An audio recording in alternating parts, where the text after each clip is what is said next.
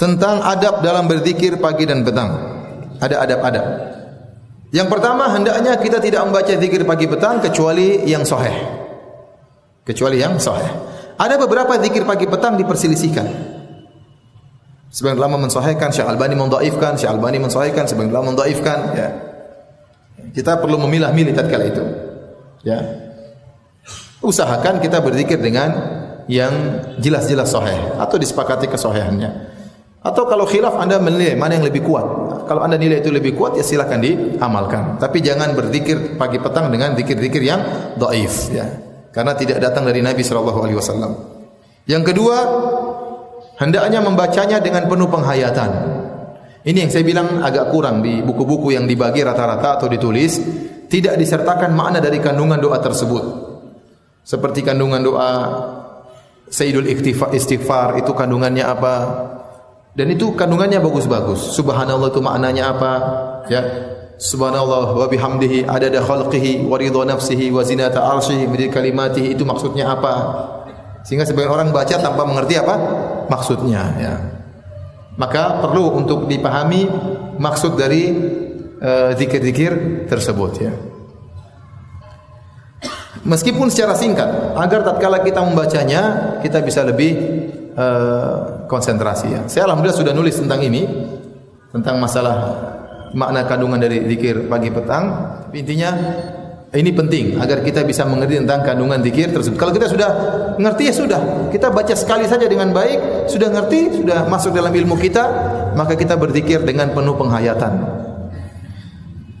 Al-Qurtubi berkata, "Innama yahsulu thawabul jasimu liman qama bihaqqi hadhil kalimat fastahdhara ma'aniyaha biqalbihi wa ta'ammalaha bifahmihi." Hanyalah seorang mendapatkan pahala besar dari berzikir, dia hanya peroleh pahala yang besar bagi orang yang berzikir dengan kalimat-kalimat ini sambil dia menghadirkan makna dan kandungan dari zikir-zikir tersebut, sambil dia merenungkan kandungan dari makna zikir tersebut.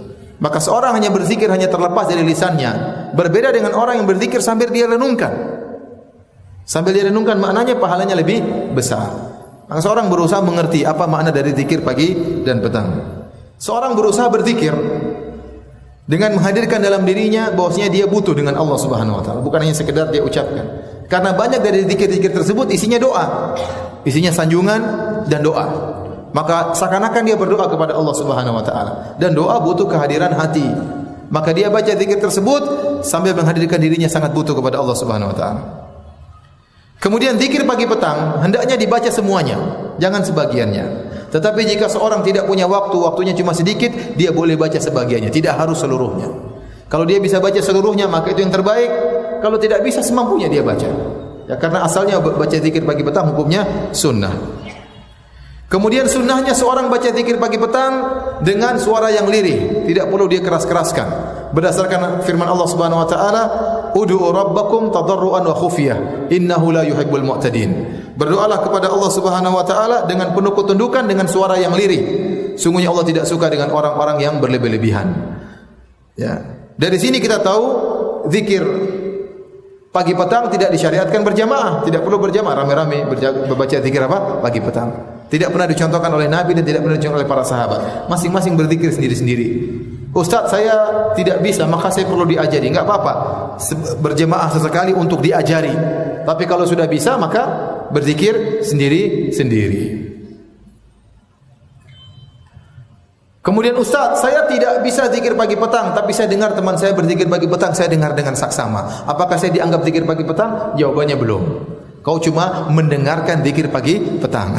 Belum berzikir pagi dan petang. Kemudian tidak disyariatkan berzikir pagi petang dengan mengangkat tangan. Meskipun di antara zikir-zikir tersebut ada isinya doa. Kenapa? Karena Nabi tidak pernah berzikir pagi petang dengan mengangkat apa? Tangan. Maka meskipun isinya doa, tetap saja kita berzikir dengan zikir biasa. Tidak harus berzikir pagi petang dalam kondisi suci. Benar kalau Anda berwudu, berzikir pagi petang lebih afdal. Tetapi kalau Anda tidak berwudu, maka tidak jadi masalah. Bahkan dalam kondisi junub boleh berzikir pagi dan petang. Karena dalam hadis Aisyah berkata, Kana Nabi sallallahu alaihi wasallam yadhkurullaha ala kulli ahyanihi. Rasulullah sallam berzikir kepada Allah dalam segala kondisinya. Kata Aisyah dalam segala kondisinya berarti umum, baik dalam kondisi bersuci atau dalam kondisi apa? Junub, beliau senantiasa berzikir kepada Allah Subhanahu wa taala. Hanya saja khilaf di kalangan para ulama. Kalau zikir tersebut ada ayat-ayat Al-Qur'annya. Contoh di antara zikir pagi petang ada ayat kursi. Ada qul huwallahu ahad, ada qul a'udzu birabbil falaq, ada qul a'udzu birabbin nas. Apakah orang yang junub boleh berzikir pagi petang dengan membaca ayat-ayat Al-Qur'an tersebut? Maka ini ada khilaf di kalangan para ulama. Adapun yang bukan ayat-ayat Al-Qur'an maka tidak mengapa meskipun junub. Seperti bismillahilladzi la yadhurru ma'asmihi syai'un fil ardi wala fis sama'. Ini boleh dalam kondisi apa? Junub. A'udzu bikalimatillahi tammati. Ya, dan seterusnya ini juga boleh baca dalam kondisi junub karena bukan ayat Al-Qur'an. Yang khilaf di kalangan para ulama, tatkala kita junub, kita ingin zikir pagi petang, boleh enggak baca ayat kursi? Bolehkah baca qul huwallahu ahad 3 kali, qul a'udzu birabbil falaq 3 kali, qul a'udzu birabbin nas 3 kali? Maka ada khilaf di kalangan para ulama. Adapun mazhab Malikiyah berpendapat boleh. Mazhab Malikiyah berpendapat boleh karena mereka mengatakan Anda membaca ayat-ayat ini bukan dalam rangka tilawah. Yang dilarang adalah membaca Al-Quran, bertilawah Al-Quran dalam kondisi junub. Tetapi Anda membaca ayat-ayat ini dalam rangka untuk berzikir, untuk wirid aja.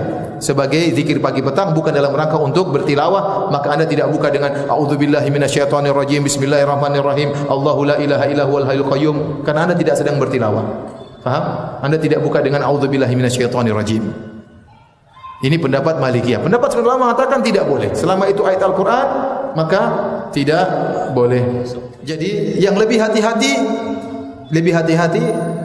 untuk ayat Al-Quran tidak usah dibaca tatkala junub.